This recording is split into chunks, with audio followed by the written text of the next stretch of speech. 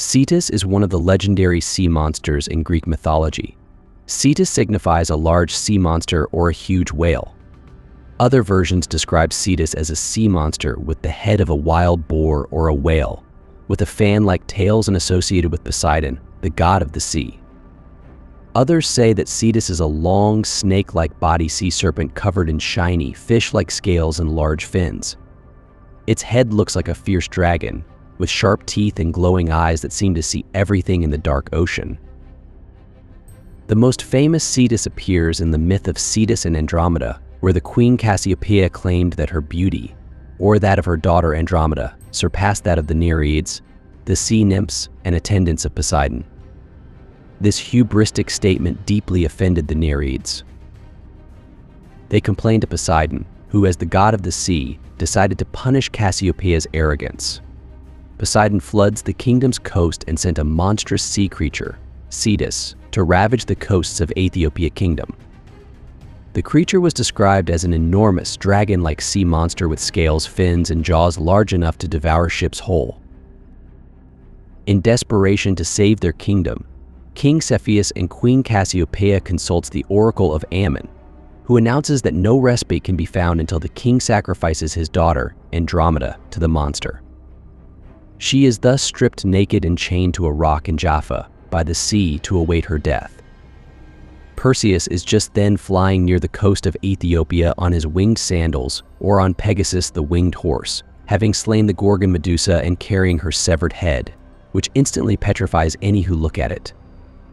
Upon seeing Andromeda bound to the rock, Perseus falls in love with her, and he secures Cepheus's promise of her hand in marriage if he can save her. Perseus kills the monster with the Medusa's head, which could turn any creature to stone, saving Andromeda.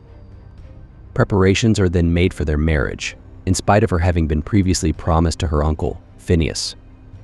At the wedding, a quarrel between the rivals ends when Perseus shows Medusa's head to Phineus and his allies, turning them to stone. In another version, when Laomedon built Troy, Poseidon and Apollo, who had revolted against Zeus, were doomed to serve Laomedon for wages, and accordingly, Poseidon built the walls of Troy, while Apollo attended to the king's flocks on Mount Ida.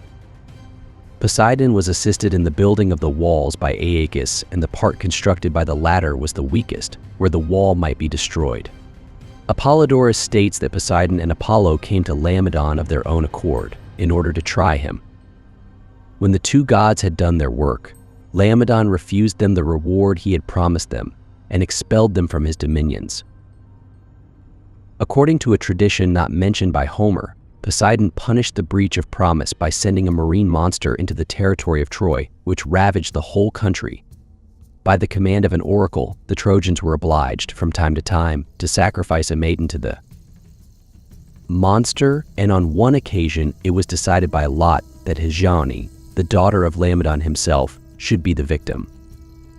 But it happened that Heracles was just returning from his expedition against the Amazons, and he promised to save the maiden if Laomedon would give him the horses which Tros had once received from Zeus as a compensation for Ganymedes.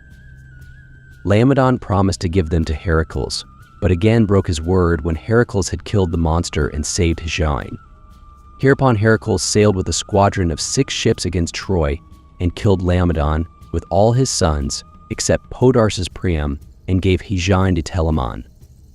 Hesione ransomed her brother Priam with her veil. In Etruscan mythology, the Ceti were the monsters of the sea, the two greatest of which were the Cetus or Cetus slain by Perseus in Ethiopia, and the Cetus slain by Heracles at Troy. Ceti were usually depicted as serpentine fish with long rows of sharp teeth. Nereids often appear riding side saddle on the backs of these creatures. Cetus was also a generic word for any large sea creature and included mundane whales and sharks. Cetus in Christian mythology. The monster Tannin in the Hebrew Bible has been translated as Greek Cetus in the Greek Old Testament and Cetus in the Latin Vulgate.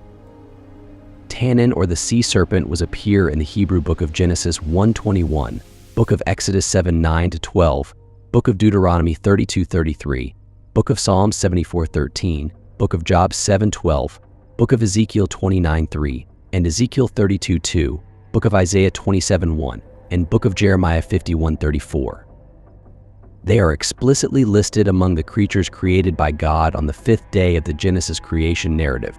In astrology, the constellation Cetus was named after the creature and is depicted as a large sea monster, sometimes called the whale in English, which both Perseus and Heracles needed to slay. Cetus is in the region of the sky that contains other water constellations, Aquarius, Pisces, and Eridanus. Cetus in later interpretations. Cetus has inspired countless depictions of sea monsters in art and literature. During the Renaissance, artists often portrayed Cetus as a serpentine dragon with fish-like features. Over time, the creature's image has merged with that of Leviathan from Judeo-Christian tradition and other monstrous sea creatures in global folklore. Cetus is the embodiment of the sea's dangerous, chaotic, and often destructive nature. It represents the ancient fear of the ocean's vast unknown and the consequences of defying divine will, as a monstrous force sent to punish mortals.